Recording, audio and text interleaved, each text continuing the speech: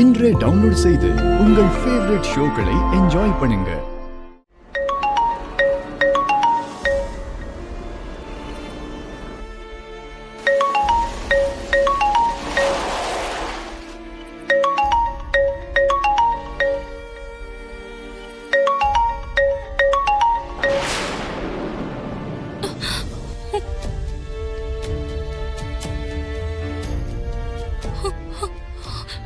என்ன கட் பண்ணிட்டாரு?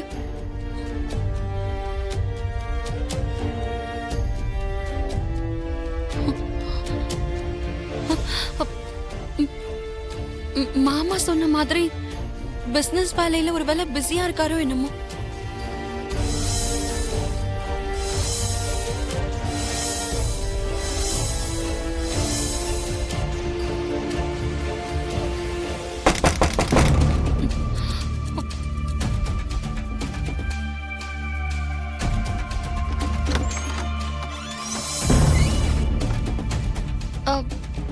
என்னத்த நீங்களா? வாங்க உள்ள வாங்க.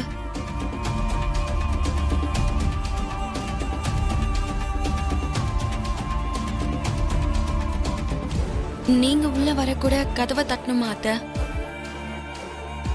இந்த வீட்ல ஒவ்வொருத்தருக்கும் ஒரு பிரைவசி இருக்கும்.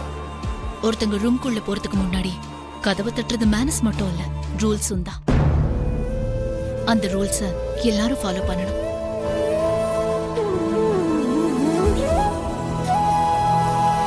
விவேக், வீடியோகிராஃபர் வந்தாச்சா? இன்னும் வரல. நான் தான் வீடியோகிராஃபருக்கு சொல்ல சொன்னேன்ல. நான் தான் சொல்றேன்னு சொல்லிட்டேன்ல. சீக்கிரம் வர சொல்லுனா, நாங்களே ரெடி ஆயிட்டோம். எல்லா வேலையும் வந்து என்கிட்டயே சொல்லுங்க. நீங்க மட்டும் நல்லா மேக்கப் போட்டு சுத்துங்க.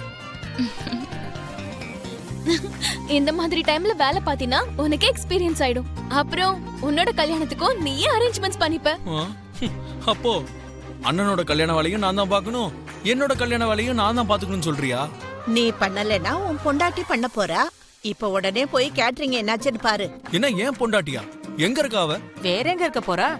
இப்போ இங்க நடக்க போற ரிசப்ஷன்ல வர கெஸ்ட்ல இருந்து யாராவது ஒரு பொண்ணை செலக்ட் பண்ணி உனக்கு கல்யாணம் பண்ணிட வேண்டியதுதான். இல்லனா நீ வழிக்கு வர மாட்ட. அதுக்குள்ள எனக்கு எதுக்குமா இந்த கல்யாணம்? நீ அப்புறமா வெக்கப்பட்டுக்கலாம். இப்ப போ. ஹலோ வேக் தம்பி, உங்களை கூப்பிடுறாங்க, வெளியே வாங்க. வரேன். கல்யாணம் பண்ணிக்கிட்டு அண்ணன் ஆபீஸ்க்கு போயிட்டான். கல்யாணமாகாத பச்சை குழந்தைனா நான் இந்த வேலையெல்லாம் பாக்கணும். பிளான் பண்ணி லாக் பண்ணிட்டாங்க, பாத்துக்கிறேன். இங்க அண்ணி இருக்காங்க, பேசுறியா? டேய் தேவையில்லை, நான் எதுவும் பேசல. இங்கதான் இருக்காங்கண்ணா. டேய் நான் தான் சொல்றேன்ல, எனக்கு அவகிட்ட பேச விருப்பம் இல்ல. ஹலோ, ஒரு வாட்டி சொன்னா புரிஞ்சுக்கோடா ஸ்டூபிட்.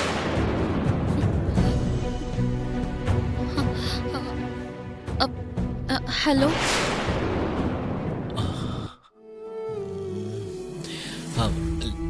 லக்ஷ்மி,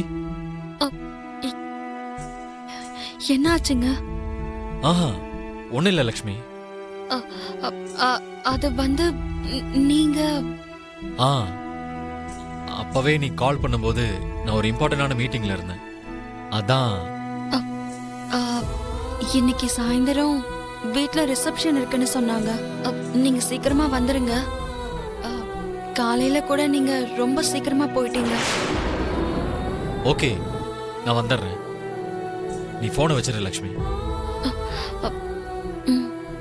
அண்ணி போன், எனக்கு கொஞ்சம் வேலை இருக்கு.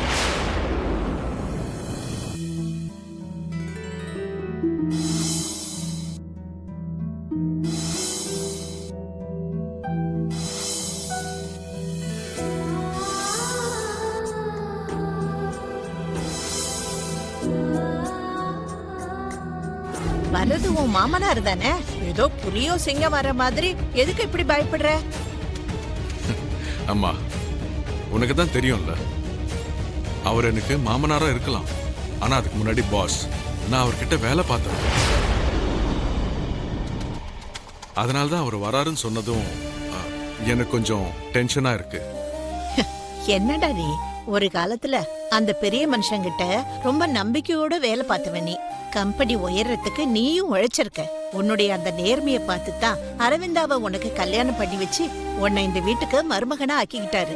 அதோட இவ்வளவு வயசானதுக்கு அப்புறம் அவர் மேல உனக்கு மரியாதை இருக்கணுமே தவிர எதுக்காக இவ்வளவு பார்த்துட்டோம்? அம்மா, நம்மள படைச்ச கடவுள் மேல பக்தி இருக்குமே தவிர அரவிந்தா மாதிரி ஒரு மனைவியை கொடுத்து இந்த பிறப்புக்கு ஒரு அர்த்தத்தை கொடுத்து வாழ்க்கையை மேம்படுத்தின கடவுள் மேல அறியாத ஒரு பயம்தாம்மா இருக்கும். அந்த பயம்தான் எனக்குள்ள அப்படியே இருக்குமா.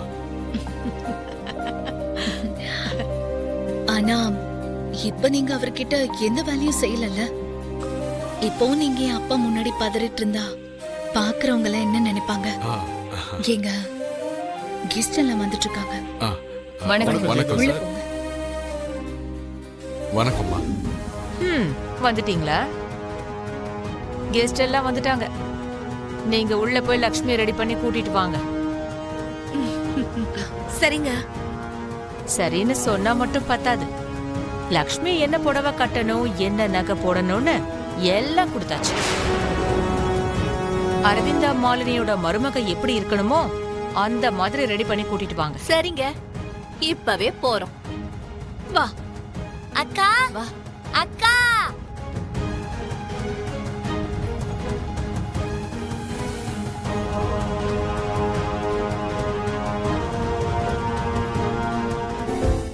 அக்கா அக்கா,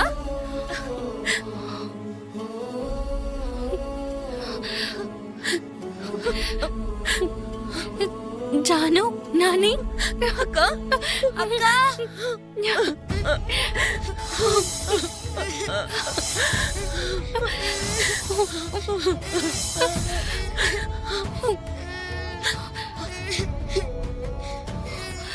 அக்கா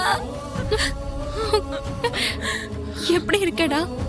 நீங்க தான் இல்லையேக்கா.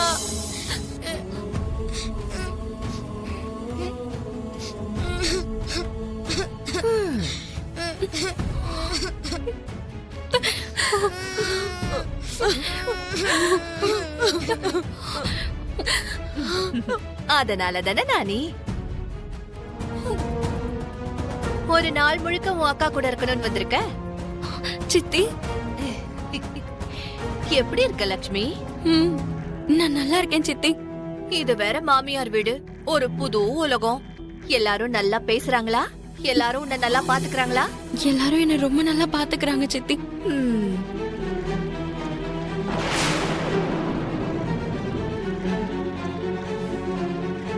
நீ இங்க வந்து 2 நாள் கூட ஆகல, ஆனா அங்க வீடே வெறிச்சோடி கிடக்கு.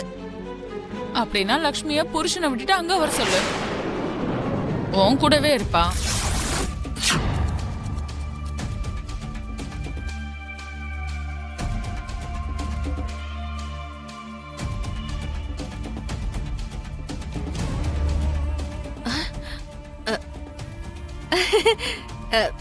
ஏண்டி இப்படி பேசுற லூசு பொண்ணே?